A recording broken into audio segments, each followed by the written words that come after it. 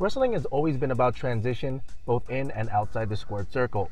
Superstars, storylines, and gimmicks change constantly, and THQ is continuing that trend with WWE 12. Rebranded as bigger, badder, and better than its Smackdown vs. Raw predecessor, the expectations were that WWE 12 would be a totally different experience compared to past WWE titles. Although there are some minor tweaks that could be made, for the most part, WWE 12 is better than previous iterations in the series in all facets.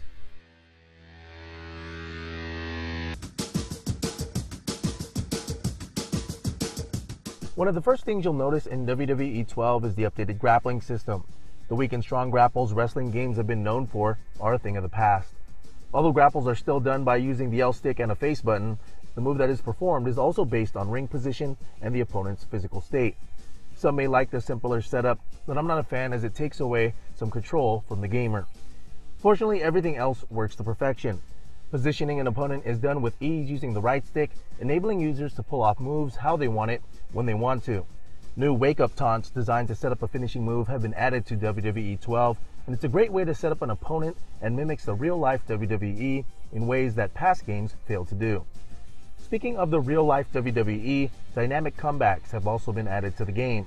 Just like you see on TV, superstars on the verge of losing have the opportunity to come back by successfully hitting a combination of moves, and if successful, gain 2 finishing moves in the process. It's a great way to give an underdog a small opportunity to come back and mirror the real-life hulking up you see in an actual WWE ring. Add new innovative ways to attack specific limb parts, an updated submission system, and even a new way to break out of pins, and you got yourself a gameplay experience you've never seen in a wrestling game before.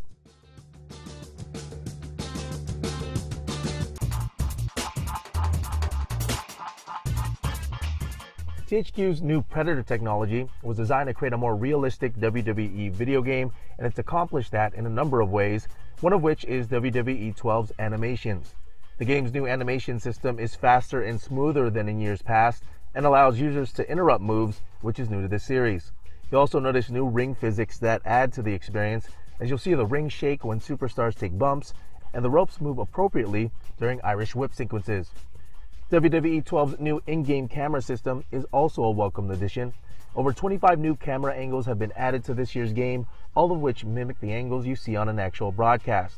You'll see a wide variety of up-close, wide, and sweeping camera shots throughout a match. Of course, any WWE game has to have spot-on recreations of each superstar's entrance, taunts, and mannerisms. WWE 12 does this well, probably better than any other WWE video game. Every superstar's entrance is done almost exactly as they are in real life, right down to the pyro, Titantron videos, taunts, and props. The one sore spot is the game's announcers.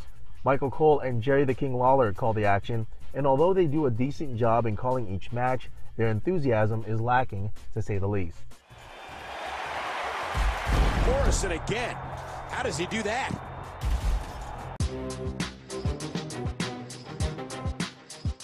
WWE 12's new Predator technology also promised to deliver more detailed superstars, and it shows.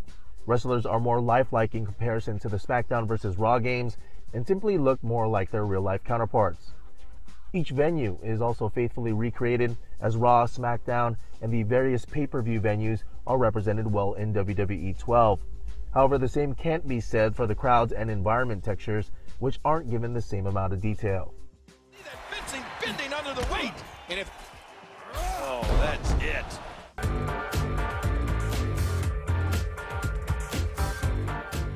The game's road to WrestleMania is a disappointment.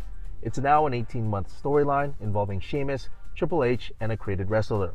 It feels similar to Fight Night Champions story mode, but the execution fails miserably. Almost every match requires you to complete a stipulation, and you are given zero control where the story takes you. Playing it makes me feel like a wrestler stuck in the mid-card. Fortunately, the other modes work to perfection. WWE 12 has an even deeper creative suite this year, the best I've seen in quite some time. The Created Wrestler mode gives you complete control on building your superstar, from his or her looks, persona, entrance, and moveset. The ability to create custom arenas will also make any hardcore wrestling fan drool, as you can even recreate venues from years past.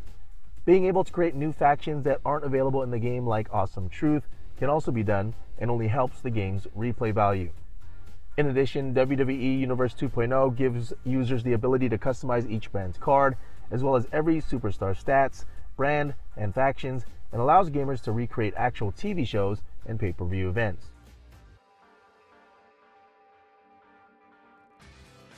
WWE 12 is a welcome change to a Smackdown vs. Raw series that was beginning to get a bit stale.